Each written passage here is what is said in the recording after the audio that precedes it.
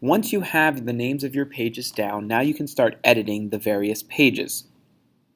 Some things will stay the same and some things will change.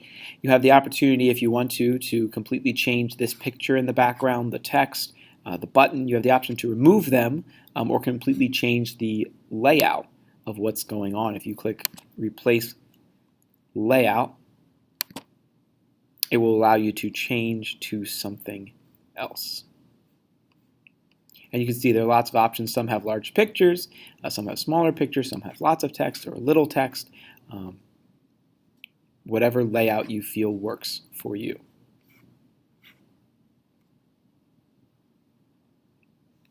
If I want to change the information on a text box, I just click on the text box, and now I can just select it and delete it and replace it with the women's movement, for instance.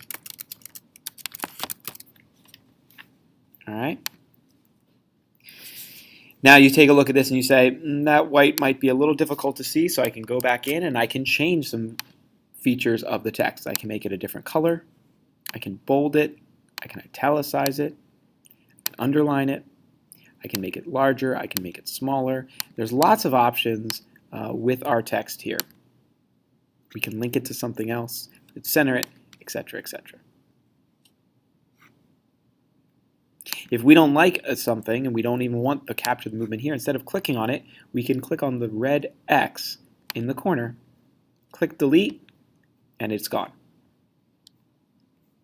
We don't want a button, red X, delete, and it's gone. Now, if you want to change the image, there's a specific way of doing that. To click on the background image, you click on it, and it will ask you at the bottom to edit the background. From here, you can edit it, kind of move it around up and down a little bit. Once you're done, make sure you click Save. Or if you want to replace it, you can do that. I would recommend replacing it. Now this is probably the safest bet, to upload a photo from your computer. Go to a Google image search, find something that you know and you know works, download it to your computer and upload it. But there are other options as well. We could click, for instance, search. I could type in women's movement and see if any searches come up. Now, as you can see, there's not a lot, and that's okay. The search here is kind of limited.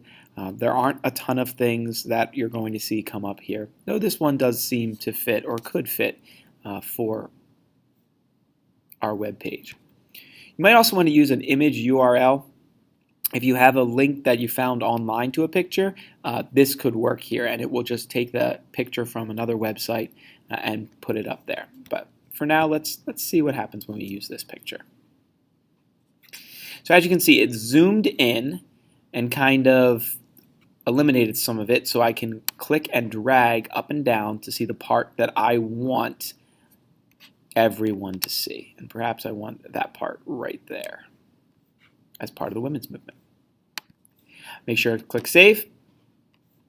And then I should look at this text again and say this text is not the right color. Let me go back and let me change it to, try that again.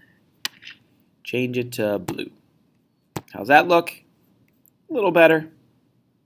Not perfect, but a little bit better. As I go down, I can see, this is something that I really don't need on the home page. I don't really need this. I'm not going to need images, so I can go back and I can just click on the X's in the corner and delete them and go through and delete whatever I need to.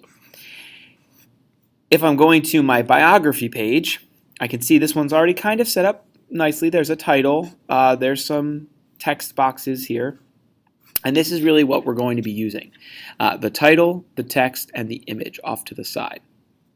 So the title allows you to add very large text, which we see here that says Our Story. The text box allows you to create smaller pieces of text.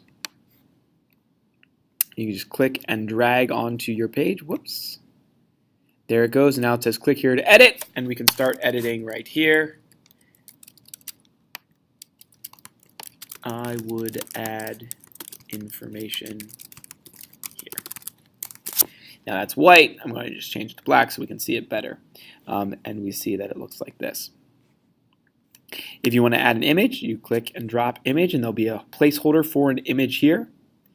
Click on image, upload image, and we have the same options that we had before.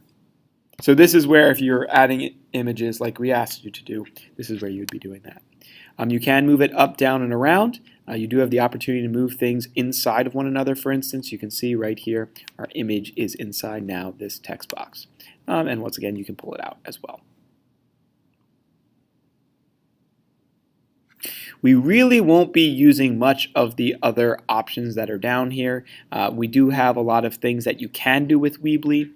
Spacers will allow you, dividers and sections will allow you to kind of break it up. So for instance, if I want a space between these two things, I would click and drag and drop a spacer, and it will create a vertical space that you can see right here. If I wanted to do a divider, it would be the same thing, except this time I can divide it horizontally or vertically, which is what you see here. There's already a divider separating these two different text boxes here. There are other things you can do, including embedding videos, which you see over here, adding buttons, which gives you links to other things, and email opportunities and things like that. We have other different types of forms. A map. We do ask you to include a map if you want to. This does like a Google map of a location. Slideshow and gallery or series of images as well.